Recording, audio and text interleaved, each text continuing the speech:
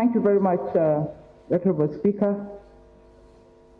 Honour members, condolences to the family, my Lord the Chief Justice, and members of the family, friends, the House, His Excellency the President and the people of Uganda.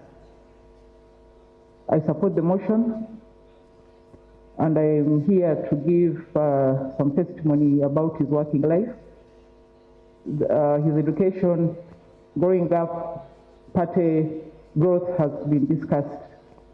I just want to talk briefly about our time together, because I worked with him here for 10 years. We had a good working relationship. Honorable Jacob was, apart from supporting in the House and the Appointments and Business Committee, was also the head of delegation of the ACP in the EU, was also the head of delegation of the International Congress of the Great Lakes region, was also in charge of external travel with the members of the Parliamentary Commission, where I was in charge of the Commonwealth and the Interparliamentary Union. I think now that the Minister of Health has spoken, I can relate to what I remember about his health. Even for me, I think it was in 2019 that I realized that Honorable Jacob was not well. And it happened by accident.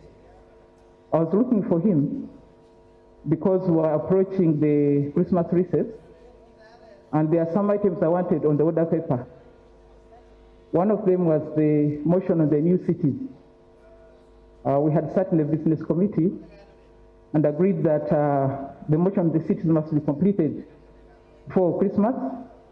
One, because we needed it to be the budget framework paper, but secondly, to ensure the Electoral Commission would have an opportunity to demarcate the constituencies in good time, so that the elections of 2021 were held, including the new constituencies. Now, I was looking for him because on 2 occasions, he had presided over the sitting and no decision had been taken. So I was looking for him to find out, him having had the opportunity to listen to the debate on 2 occasions, was there a risk that if I brought back this matter on the order paper, it would be voted out? Also, would he be in a position to complete it, or should I do it? So when I found him, he said, I'm not well. So I said, oh, do you have malaria? He said, no, I've had an operation. So what's the matter? He said, I got an appendix operation. So I said, okay, in any case, we have got 3 weeks to the end of the meeting, you stay home. So I was shocked 3 days later to receive a letter from him that he was going out of the country. So I picked up the phone. He said, Jacob, I thought we agreed that you stay home. Are you going to travel when we just had an operation? He said, I cannot explain, but I need to travel. So I let it pass. In that letter, I think he had told me he would come back at the end of around 28th of December, 2019.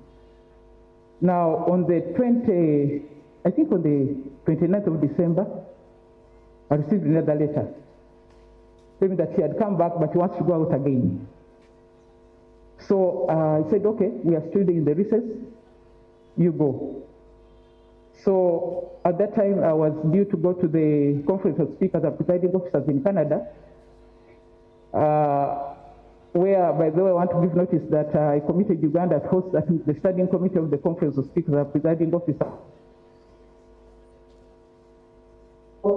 Because he was not here, I had spent only 3 days in Ottawa so that I could come back and start the 3rd meeting, which was a budget meeting.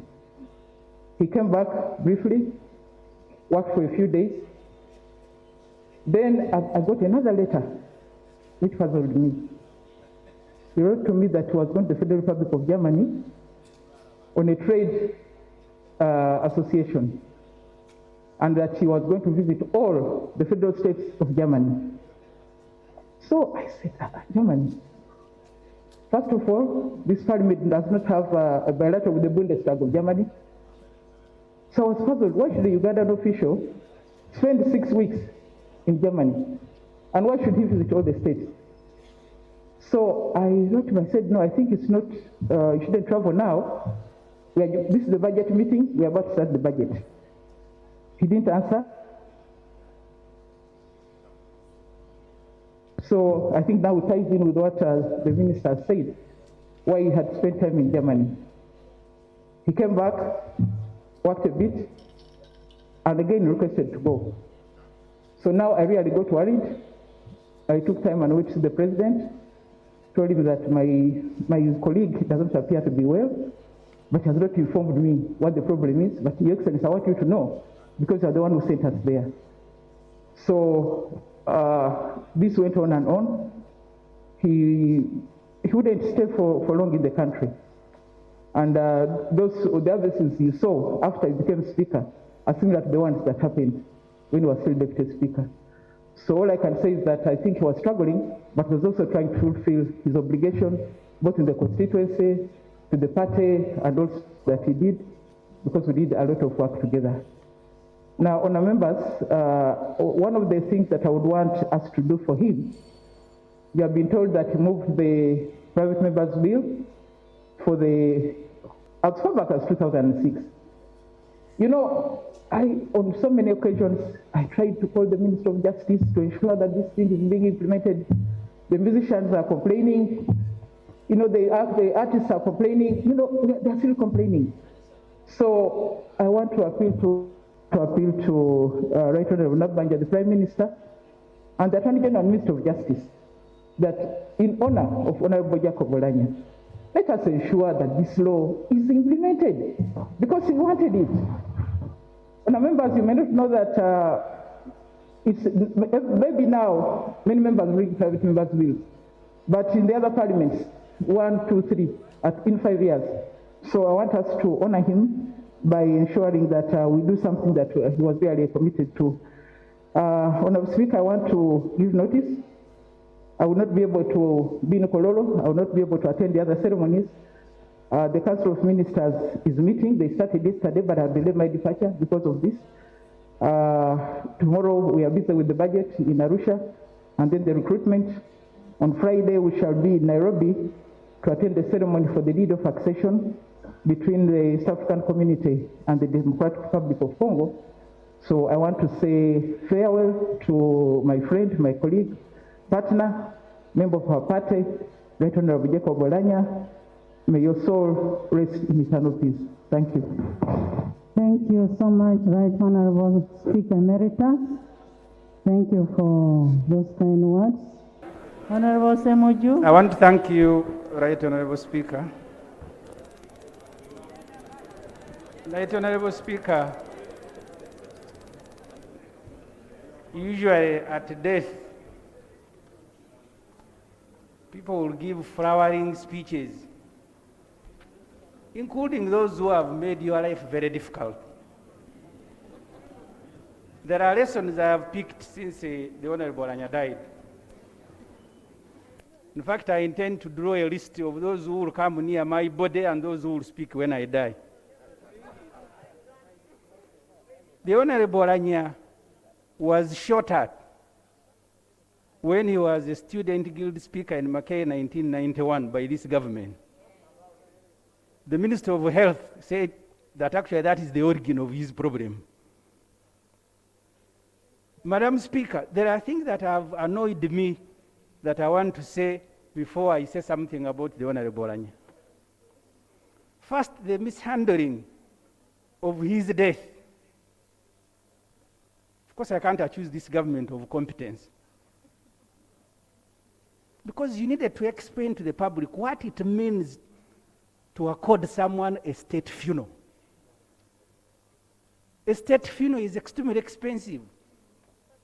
But every day you are pleading, no, this is not the budget. Now this is the budget. I'll give you an example. On Friday will be public holiday. If you look at the money we collect, even as URA, it means we'll lose more than 60 billion shilling on Friday. But because of the incompetence You focused the whole country of discussing 1.8 billion shilling, scandalizing the Honorable Oulanyah. But I also want to caution, especially colleagues on this side. There are benefits in joining NRM. You can become a speaker.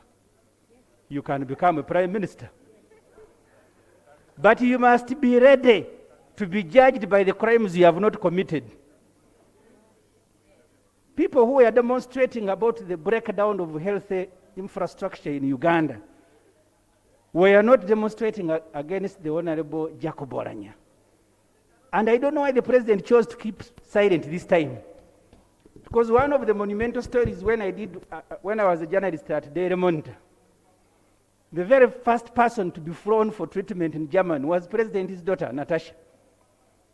The presidential jet eventually became an air ambulance, taking the Honorable Nobo Mayombo, taking the Honorable former Speaker. But the president, when they were harassing a dead Oulanyah, kept quiet. I don't know why, but when we wrote about the daughter, the following day he was in all the papers explaining why it is important to fly people out. This government, you need to learn. I have said these things. One of the philosophers said, and you'll forgive me if you are annoyed by what he said, I am only reminding you. He was against bringing extremely very ordinary people into high positions because they are going to be overwhelmed by power.